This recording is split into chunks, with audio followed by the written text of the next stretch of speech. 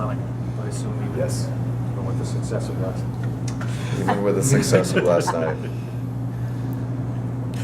The last night result just show evidence. We talked in Aussies about the team increasing in size, bringing guys in, including Dwight and some other pieces. Just the rebounding advantages that you've had this during the beginning of the season, was that just an example of that, just overall? Yeah, I mean, I think it's a huge positive that, the way we're rebounding the ball on both ends of the court.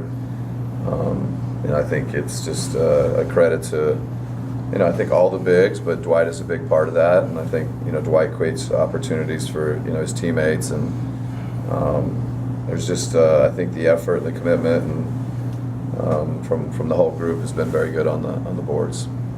You had mentioned before that game with Kyle out that Prince might get some time. And you got about 5 minutes or so. Your thoughts just kind of in that arena with more pressure than maybe some of the Kind of summer league game. Right. I was going to call it end of game. Okay, gotcha. I thought I was pretty happy with Torian. I think he rebounded the ball well. I thought he made the drive to the basket, and he made a couple of kind of just young, inexperienced type plays. But I think it's great for him to play in meaningful moments and against a very good team and very good players. So. Overall, I was very happy with him. We talked a lot about the 3 points last night, but when you look at the tape, were you happy with the defense on those 3-pointers, or how many of the Cavs 3-pointers were open? I guess is what I'm asking. That mix. Yeah, I didn't chart it per se, and I would say there's obviously a handful that were very open and. At times they move the ball or they commit, multiple guys, and then they start passing it. And even with great effort, sometimes it's hard to make them take guarded or contested threes.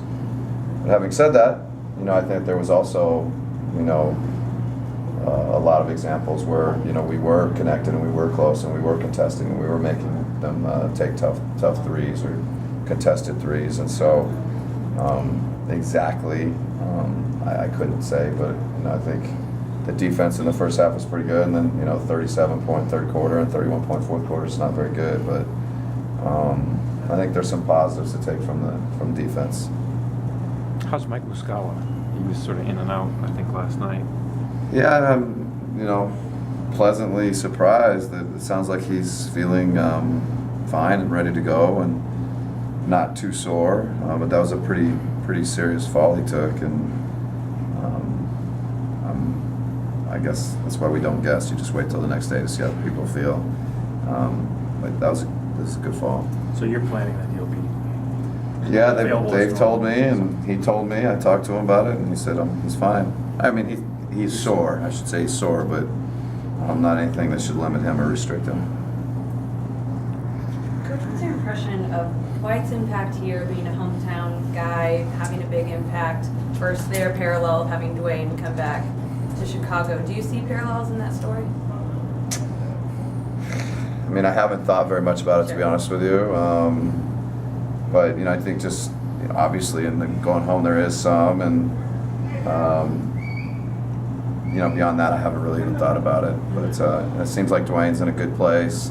Dwight's in a good place. I think they feel like they're just they've got a good, whatever you want to call it, mindset about them, just when I listen and read and hear things. So I think they're both happy where they are.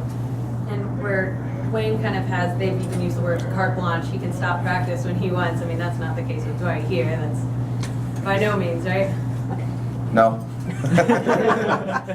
I didn't see that. No, I mean, and it's the great thing about Dwight is I think he does. He has a lot to add. He has lots of ideas, and but I think all our players do. I think it's it's part of what makes coaching in the NBA great is to kind of engage with your players, and they're just so smart, and including Dwight. And as a coach, you have to walk that fine line where at some point you have to figure out what you're going to do, and I guess get everybody on the same page and everybody to agree to whatever degree they can. But Dwight's been great about offering ideas and thoughts, but I don't know exactly what's happening in Chicago's practices, but I wouldn't say anybody has carte blanche. Got it.